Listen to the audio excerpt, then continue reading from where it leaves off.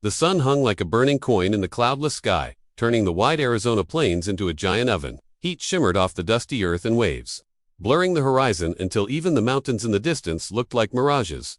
The wind carried no coolness, just dry grit that stung the eyes and clung to the back of the throat like chalk. Every creak of saddle leather, every footfall of Eli Morgan's horse sounded sharper in the silence of that brutal summer day. Eli wiped the sweat from his brow with a faded handkerchief and leaned forward in his saddle, scanning the bar fence line along the southern edge of his property. One of the posts had come loose. Cattle could slip through a break like that, and in open range country, one straying steer could mean trouble. He tugged off his gloves and stepped down, boots crunching into the baked ground as he knelt beside the post and began to hammer it back into place. He worked methodically, the way he always did. Eli Morgan wasn't a man of hurry.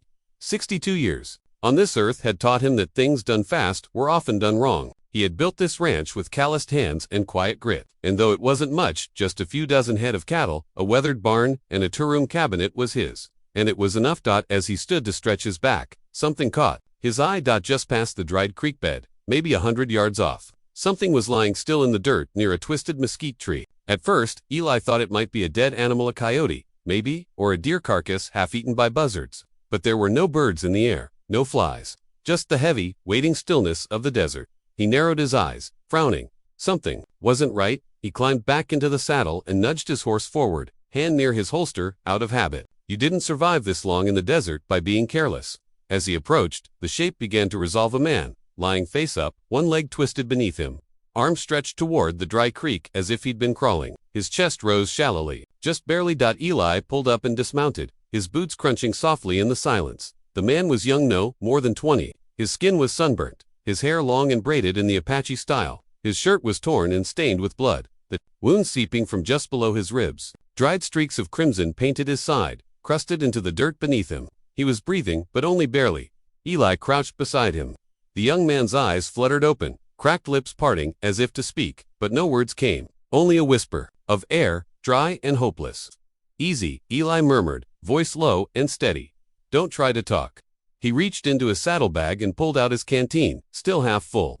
He unscrewed the lid and gently tipped a few drops onto the warrior's lips. The man jerked slightly, then relaxed, drinking slowly as Eli poured more. His throat worked with effort, and his eyes locked onto Eli's, not with fear, not even suspicion, but something quieter, something like disbelief. Who was he? Where had he come from? What had happened to him? The questions buzzed in Eli's mind, but he didn't ask. The desert didn't waste time on stories when someone was dying in the dirt. Instead, he tore a strip from the hem of his shirt, dampened it with the water, and pressed it gently against the bullet wound. The young man winced but didn't cry out. "Whoever did this left you for dead," Eli said quietly. "But I ain't about to do the same." He stood up, whistled softly to call his horse, and eased the young man's body over the saddle, careful not to aggravate the wound.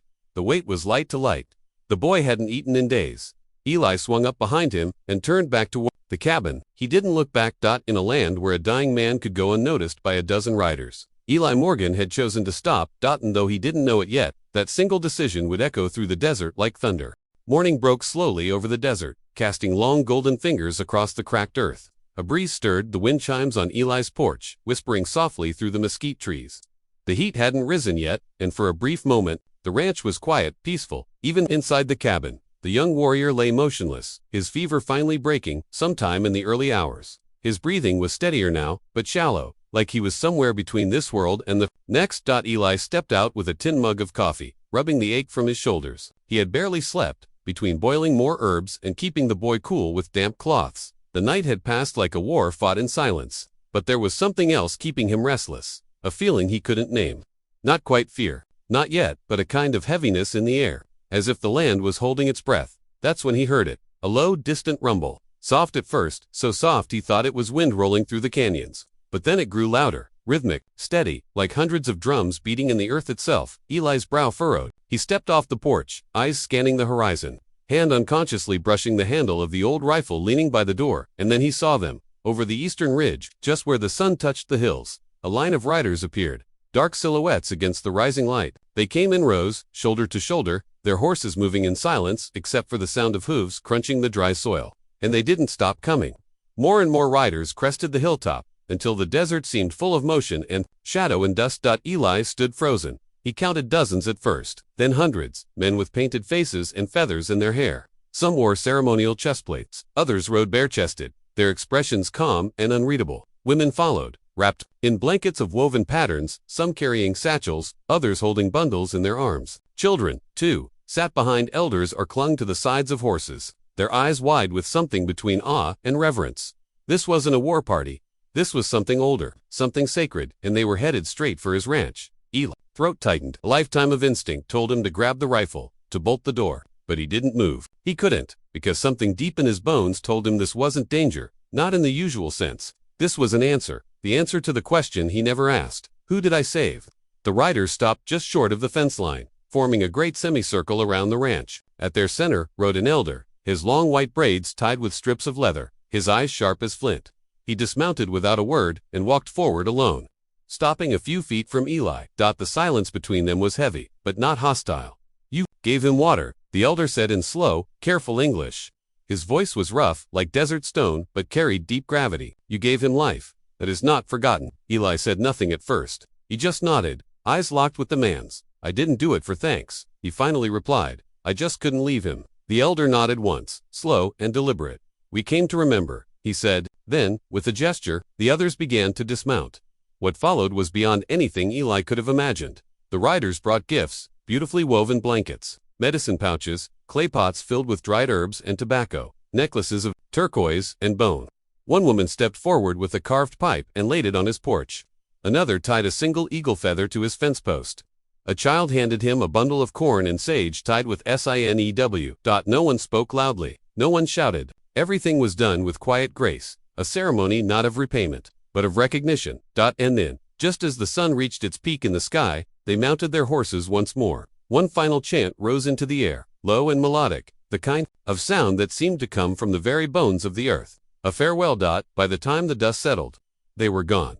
Eli stood alone once more on the porch of his quiet ranch, holding a turquoise necklace in one hand and a mug of cold coffee in the other. Inside, the wounded warrior slept peacefully, and the valley would never forget what had happened that morning. The riders were long gone, but the dust they'd stirred hadn't settled, not in the valley, not in the town, and certainly not in the hearts of those who heard what had happened on Eli Morgan's land. By noon that same day, a ranch hand from the neighboring property had seen the tail end of the procession and ridden hard to town with news. Within hours, every porch, saloon, and storefront in Willow Creek buzzed with the same question. Why had 100 native warriors ridden to the old Morgan place? Theories spread faster than fire in dry brush. Some claimed Eli had taken a tribal hostage. Others whispered he had dug up something sacred, maybe even broken some ancient treaty no one remembered. The old-timers sat outside the general store, squinting into the sun, murmuring about curses and spirits and signs from the Great Plains. The younger ranchers were less poetic. "Pry made a deal with them," muttered Bill Hanley, slamming his whiskey glass on the saloon counter. "You know how Morgan is, always kept to himself. Wouldn't be surprised if he's been hiding something."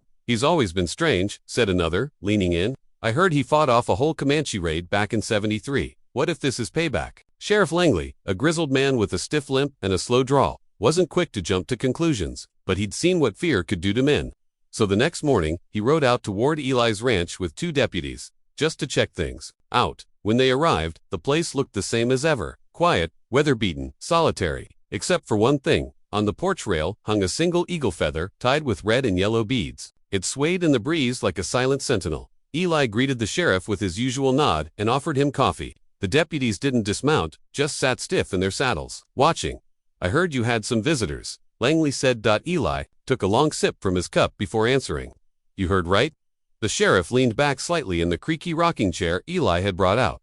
"And what was the occasion?" Eli looked past him, toward the hills. "I gave water to a boy, wounded half-dead. I don't reckon they expected anyone to stop." Langley narrowed his eyes. "You sure that's all it was?" Eli nodded. "That's all it needed to be." The silence stretched. Behind the sheriff, one of the deputies shifted in his saddle. A crow called overhead, its cry sharp against the "Hush, you're not in trouble, Eli," Langley finally said, softer now. "But folks are token, they're scared. This valley's seen blood before. They don't understand a gesture like this, especially not now." Eli turned to face him fully. "Maybe they should start trying." The sheriff looked at him for a long time. Then, without another word, he stood, adjusted his hat, and rode off with his men. Back in town, rumors only grew. But so did something else, curiosity.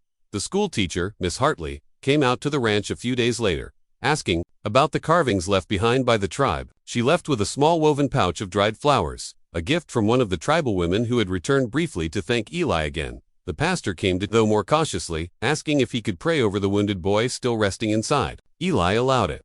The boy, whose name, he had finally learned, was Taza, was now strong enough to sit up, though he still spoke very little. When the pastor prayed, Taza simply bowed his head respectfully, eyes closed, and then one morning, a group of children showed up near the fence line, pointing at the feathers tied to the post. One brave little girl asked if they were magic. Eli smiled for the first time in weeks and said, "Maybe they are." What Eli didn't know, what no one yet knew, was that far beyond the valley, word of his deed had spread from tribe to tribe. Among the elders and young warriors alike, a message had begun to take root. Not all white men were the same. Not all had forgotten the old ways of respect, and as Taza healed, his eyes began to burn with quiet purpose. He had not only been saved, he had witnessed something rare, something sacred, and he would not forget it.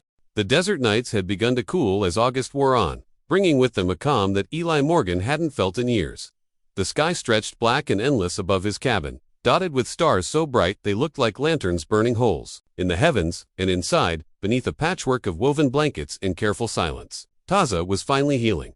Each day, the young warrior sat longer by the open window. He barely spoke, but his silence wasn't empty. It was watchful, measured, like a man waiting for the right moment to let his words matter. Eli didn't push him. He'd lived long enough to know that wounds didn't just bleed from the body, they bled from the soul, and the kind Taza carried, he guessed, went far deeper than any bullet wound. But one evening, as the coyotes began to sing in the distance and the moon lifted over the ridge, Taza finally spoke. "I wasn't supposed to survive," he said quietly, his voice rough from disuse. "They thought I was already gone." Eli looked up from where he was fixing a saddle strap. Who did? Taza's gaze didn't leave the window. "Men, white men, soldiers, I think, or maybe they were hired by one. I didn't see their uniforms, only their guns." He paused. "We were meeting with an elder from the Hopi. Peace talks, old alliances. Someone didn't want that happening." Eli leaned back in his chair, setting the leather strap down. "You think someone from the valley sent them?" "I don't think," Taza said, eyes narrowing. "I know." That chilled Eli more than he'd like to admit. Willow Creek had always been a hard town, but not cruel, not bloodthirsty. Still, land disputes, grazing rights, and old grudges had poisoned better men before. Taza continued. "They ambushed us before dawn. Horses shot, 3 of us killed. I ran. I thought I'd made it to the river, but the water was gone. All I remember, after that was, you." The silence between them stretched, not heavy this time, but respectful. "You saved my life," Taza added. "I need you to know that I will not forget. My people will not forget." Eli nodded slowly. "And I need you to know something," he said. "I didn't do it to make allies or enemies. I did it because a man bleeding in the dust is still a man. Same as any of us." Taza smiled faintly, the first time he had, and looked away. "That is why the ancestors sent me here." The next morning, Taza asked for a horse. "I need to return to my people," he said, "but I also need to find the truth and bring it into the open." Eli didn't argue. He gave Taza one of his best geldings, along with a bedroll and supplies for the journey. As the young warrior mounted up, Eli walked beside him to the edge of the fence. "You sure you're strong enough for this?" Eli asked. Taza nodded. "I was born for this." Then, before he rode off, he placed something in Eli's hand, a small obsidian stone, smooth and black as night, wrapped in sinew with a single eagle feather tied to it. "For protection," he said. And then he was gone. 3 days passed, then 5. Then a week. And while Eli returned to his quiet life, the air around the valley had changed. The sheriff hadn't come back, but others had tribal messengers, scouts, even one interpreter from the Lakota Nation who brought word that something was being prepared. Not war, but a reckoning.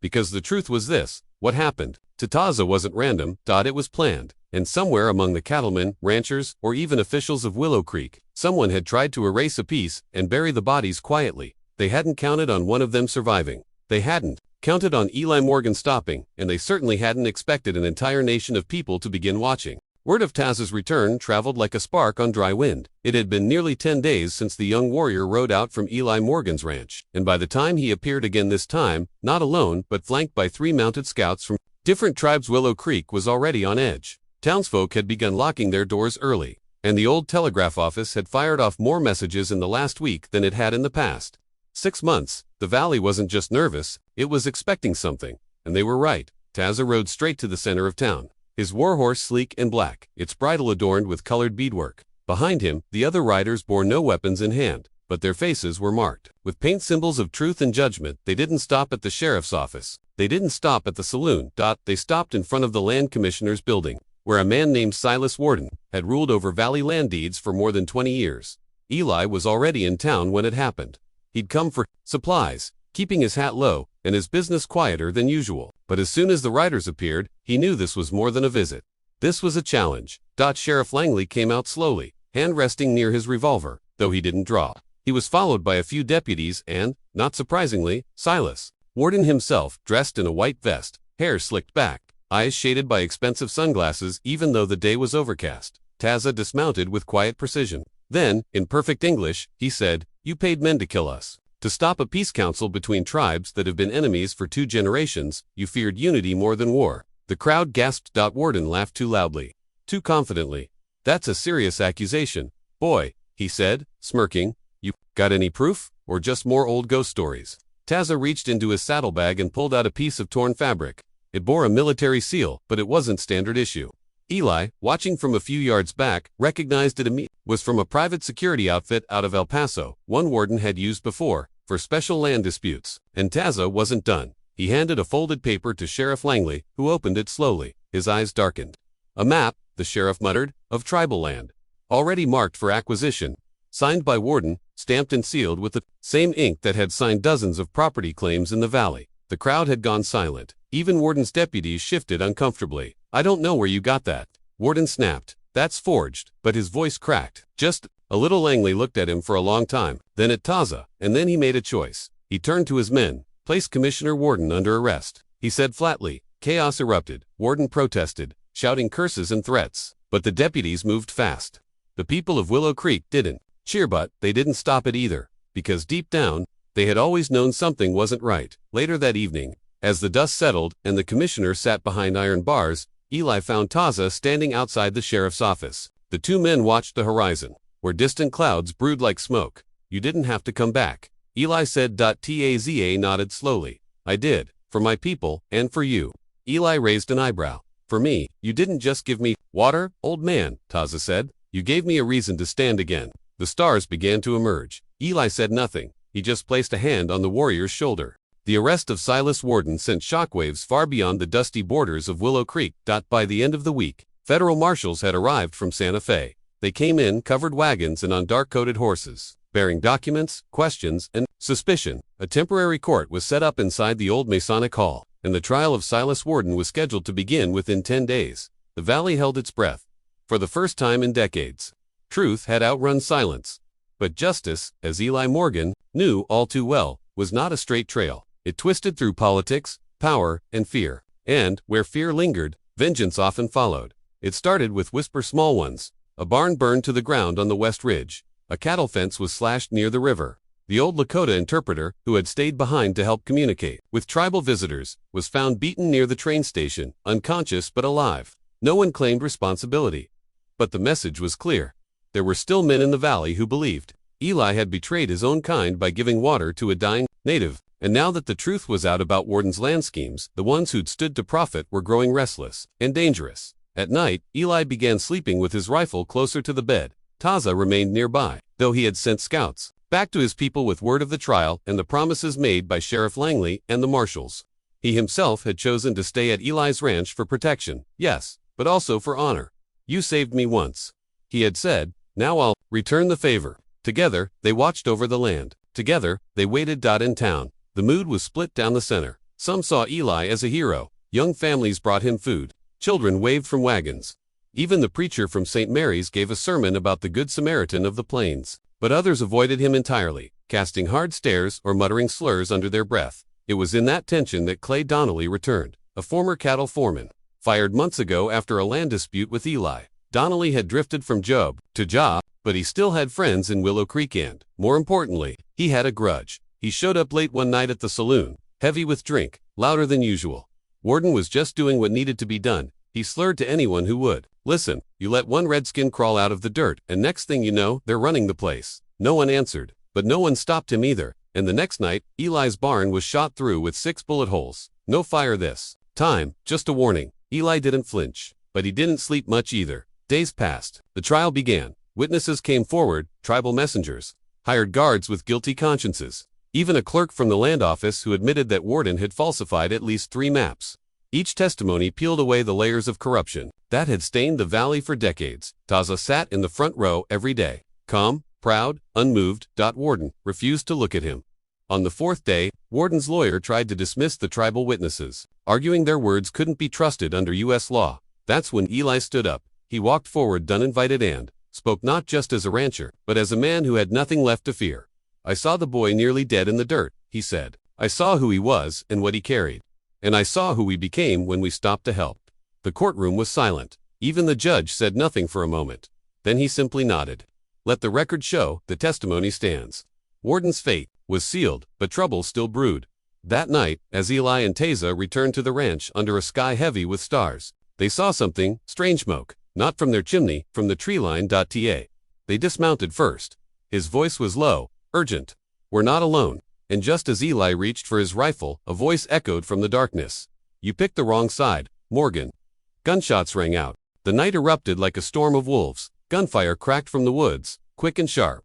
Eli dove behind the water trough, dragging his rifle with him. Taza had already taken cover behind a stone corral wall, returning fire with steady, practiced shots. Sparks flew from the barn as bullets struck the weathered planks. The smell of smoke wasn't just from the trees anymore, it was seeping into the air from somewhere. Closer, they were being hunted, and whoever had come meant to finish what Warden had started. Eli's heart thundered in his chest, not from fear but from a quiet, burning anger. This land had been his father's, and his before that. He'd fought droughts, rustlers, wildfires, but this was treachery wearing the face of old neighbors. Taza crawled across the ground toward him during a lull in the shooting. "There are at least 5, he whispered. 2 by the trees, 1 behind the shed, the others may be flanking." Eli nodded. "We can't stay pinned down. They'll set the house alight next." Taza looked him dead in the eye. "Then we split them. You take the front, I'll move through the field." "Too risky. I'm fast. You're loud. They'll follow the sound. That'll give me time." Eli hesitated for a heartbeat, but only one. Then he gritted his teeth and patted Taza's shoulder. "Go." The young warrior vanished into the tall grass like a shadow. Eli made his move fast. He kicked over a lantern on the porch, lighting a small fire in a broken barrel. Then he fired 2 rounds into the air, loud and obvious, before ducking into the sidewoods. Just as predicted, 2 gunmen broke cover, rushing toward the flame and noise. That was their mistake. Taza met them on the blind side, silent, deadly. It went down with a clean strike to the ribs. The second tried to spin and shoot, but Taza's blade knocked the pistol from his hand before he could pull the trigger. "Tell the others." Taza growled, voice low, eyes hard. "This land isn't yours to burn." The man ran back at the ranch. The remaining attackers regrouped, but their coordination had unraveled. One was bleeding. Another was panicked. They hadn't expected a fight like this, not from an old rancher and a wounded tribal boy, and they didn't expect what came next.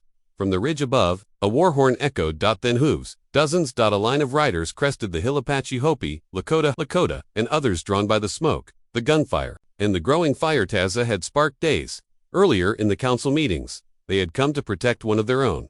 The gunmen dropped their weapons and ran. It was over in minutes. By sunrise, the ranch was surrounded by horses and warriors, but it wasn't war. It was solidarity. Women began tending to the scorched barn. Scouts combed the woods for any traps or signs of return. An elder from the northern bands approached Eli and handed him a pouch of tobacco. "For the ancestors," the elder said, "and for your courage." Eli didn't know what to say. He'd never asked for this, hadn't expected thanks, or alliance, or legend. But standing there, soot on his hands, rifle slung across his shoulder, he realized what Taza had meant. One act of kindness can split history in 2. Later that day, the marshal rode up with word from town. Silas Warden had been convicted, guilty on all counts. He would never step foot in Willow Creek again. But Eli hardly reacted. His focus was on the horizon, where the dust trails of fleeing cowards faded into nothing. Justice had been served, but peace would still need tending, like a fire that must never go out. And in the tall grass, under a cloudless sky, Taza stood free. The valley was quieter now. In the weeks after the attack on Eli's ranch and the conviction of Silas Warden, things in Willow Creek began to shift. Some people packed up and left, those who had once benefited from Warden's schemes, or those who refused to accept that the world around them was changing. Others, especially the younger generation, began talking about unity, trade, and the future. For the first time in living memory, peace felt possible. But not everyone was ready to let go of the past. Eli noticed it first in the small things. A dead calf found outside the fence line, no tracks, no wounds, just a message. A strange figure watching from the ridge at dusk. A bullet lodged in his porch post one morning. buried deep in the wood like a whisper of a warning. Taza had returned to his people, but only after leaving Eli with a message. If trouble comes again, light the fire tower. We'll see it. Eli nodded then. Now, those words felt heavy with meaning. The past hadn't died, it was just waiting. That waiting ended one windless morning. Eli was out at the edge of his pasture when he saw the rider coming, tall, lean, dressed in black, with a long rifle across his back and something colder in his eyes than revenge. Conviction. It was Clay Donnelly, the same man who'd stirred up Warden's anger, the one who'd poisoned others with fear. He had waited until the dust settled, the headlines faded, and the witnesses returned to their homes. And now, he had come to finish what Warden couldn't. I always said you were soft. Morgan, Clay growled as he dismounted, walking toward him slow and deliberate. Helping that redskin, letting the law take over. That's not the way we were raised. Eli didn't reach for his rifle. Not yet. We were raised to do what's right, he said, but some of us lost the meaning. Clay's jaw tensed. You cost a lot of men their land, their pride. You stood against your own kind. I stood for what's right. That was when Clay pulled his revolver. And Eli, at last, reached for his own dot. The gunfight was fast. One breath, 2 shots. Silence. Clay dropped to the dirt, his weapon spinning from his hand. Eli stood, breathing heavy, a gash across his shoulder, where Clay's bullet had grazed him. Blood ran down his arm, but he didn't fall. The ranch hands rushed in seconds later. One of them asked if they should finish Clay off. Eli shook his head. No, let the law handle what's left of him. We don't need to become what we just stopped. That night, the fire tower was lit not for help, but for signal. Tribes saw it from miles away. Riders came to see if all was well, and when they learned of Clay's fate, they said nothing, but their silence was honor. Taza returned one last time to walk the land with Eli. Together they repaired a broken section of fence, drank coffee under the cottonwood tree, and spoke little. But before he left, Taza looked out over the hills and said, "They'll tell stories about you, old man." Eli smiled faintly. "They already are about you." Taza chuckled. "Let's hope they remember the truth." And with that, he wrote off epilogue. Years later, children play where the old barn once stood. A weathered plaque stands in Willow Creek's town square, etched with simple words, "To those who chose courage when silence was safer." Visitors still ask about the day the tribes came riding in, about the fire in the hills, and about the old man who gave water to a dying warrior without asking why. Some call it legend, others call it history, but those who lived it, they just call it the day the valley changed forever.